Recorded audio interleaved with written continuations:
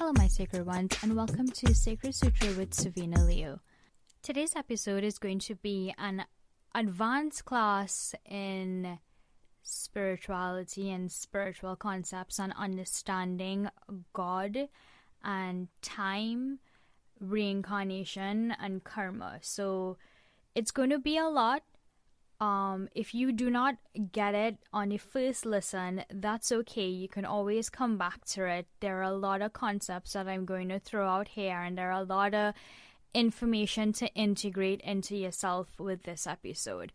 So you can take your time with this one, and I'm really going to try to simplify some complex concepts here.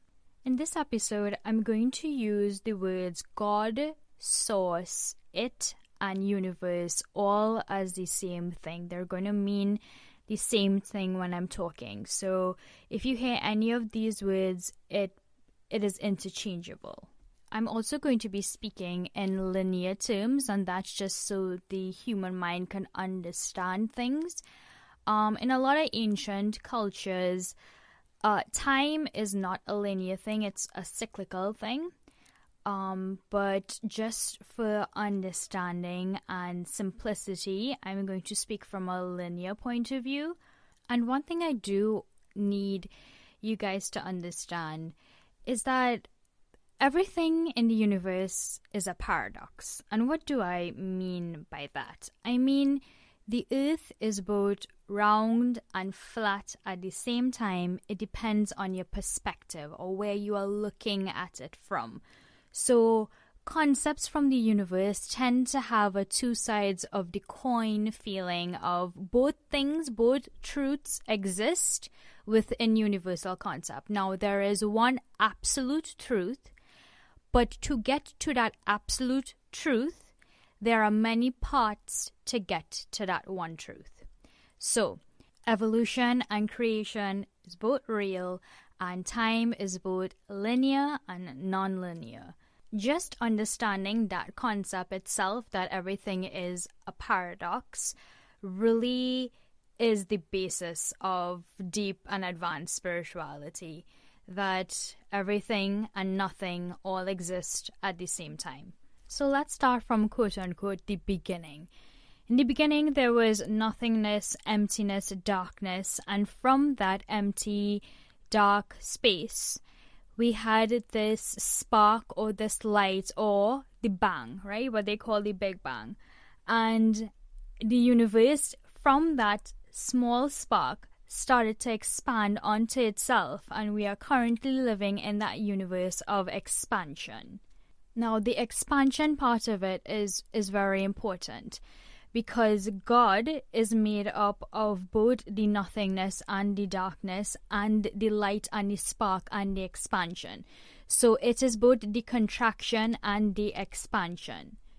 So God is made up of everything that is currently, was, and that will be. And God is the understanding of all those things collectively. It has no gender or form. So what we understand or what we call gods are actually ascended masters. They are enlightened beings that help or guide humanity or humans or other beings towards source or itself.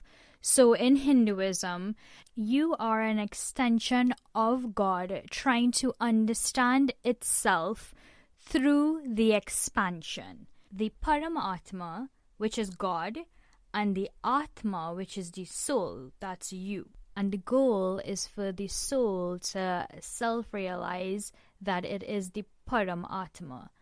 And these ascended masters help us move towards that enlightenment or that self-actualization or realization that we ourselves are God, we are the creator.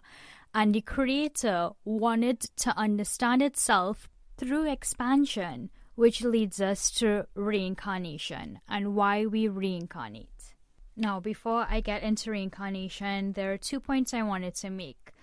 The reason why Hindus or Buddhists, they chant Om is because Om is the vibration that holds the entire universe together. It is the universal vibration itself.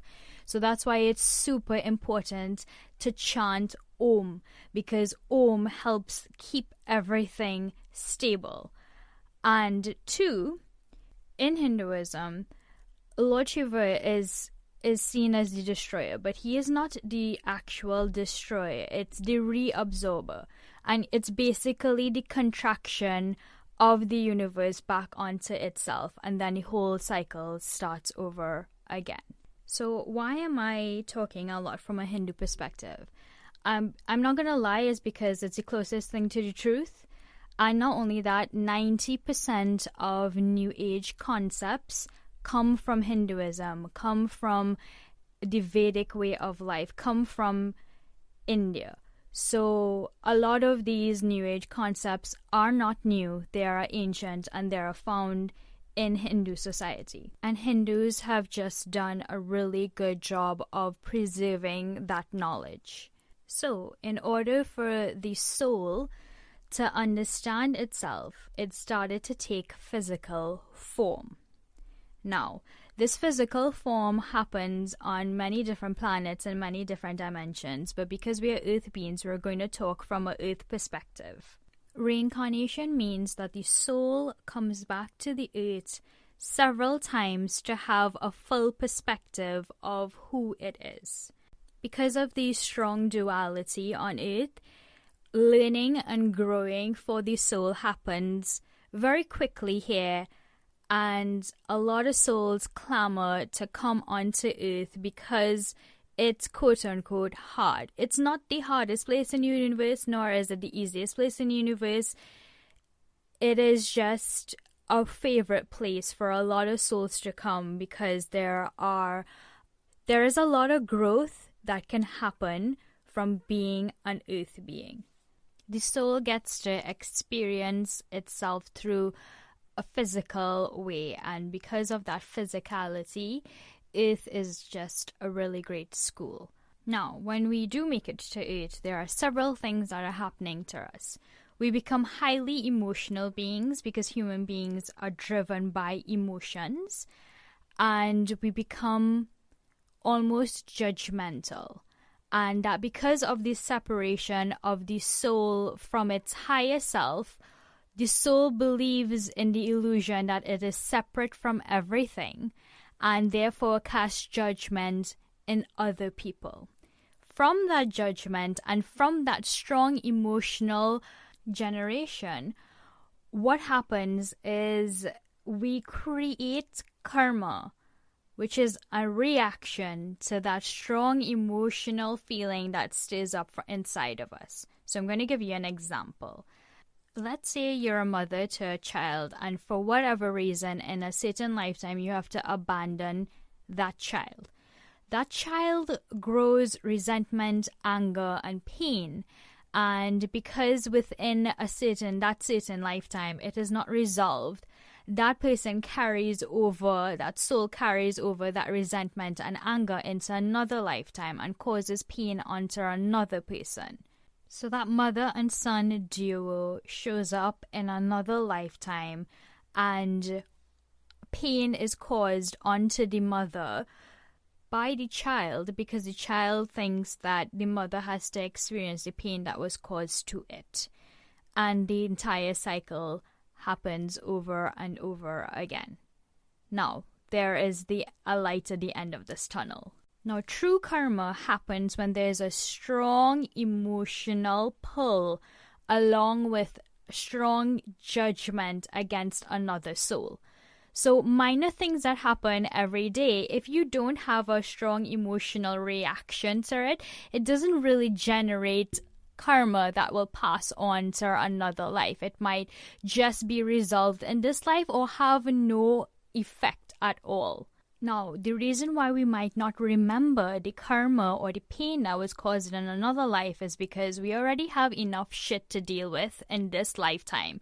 If we have to remember all the shit that has happened to us with so many lifetimes, we will literally go crazy. So there was a veil put over us so we can focus at one thing at a time, or minor things at a time, so the human body does not get confused.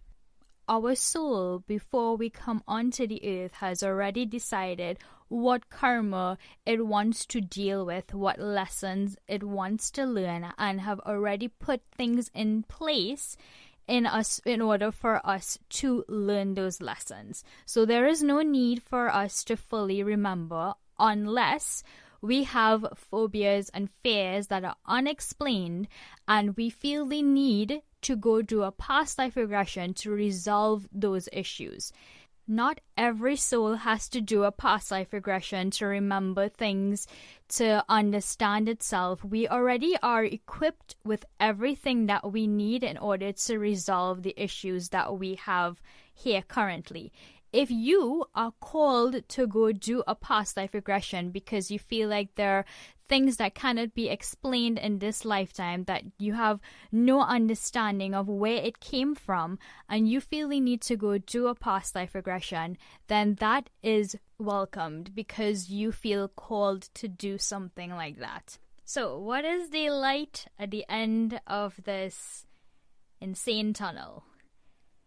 Well, in order to release karma or not carry karma onto another lifetime, in this lifetime, the issues that we have with people, we need to practice forgiveness and non-attachment.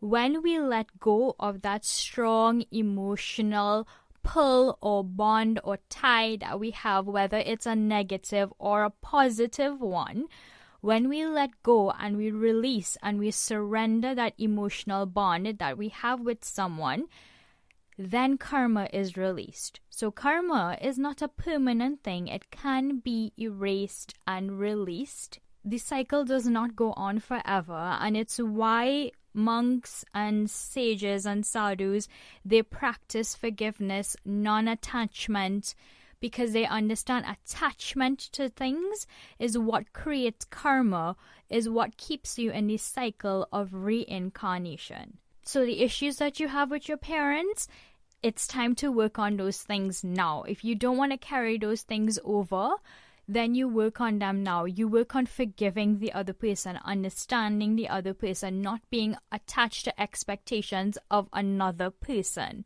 If you have issues with loved ones or friends or family members, you work on forgiveness. The more we have an emotional tie or bond to somebody, the more karma is created. Now, remember earlier I talked about everything being a paradox. There is a flip side to this. Sometimes the person that shows up as our greatest enemy actually loves our soul the most. So this is a conversation that you have with that soul before you come onto earth. You go, I want to learn the lesson of unconditional love. And the other soul says, I love you so much, I'm going to become the antagonist in your story when you come onto earth, so you understand what it's like to have a lack of love, because true understanding of love only comes from the opposite.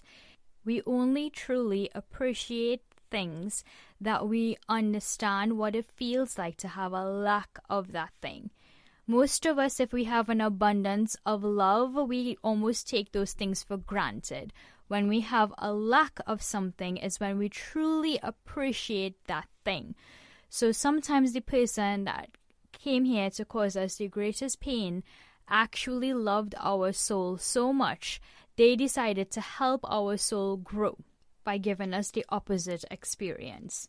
Not every experience, good or bad, with someone is a karmic experience. It might be a choice between two souls in a soul group. Hence, why forgiveness is so important. Non-judgment is even more important.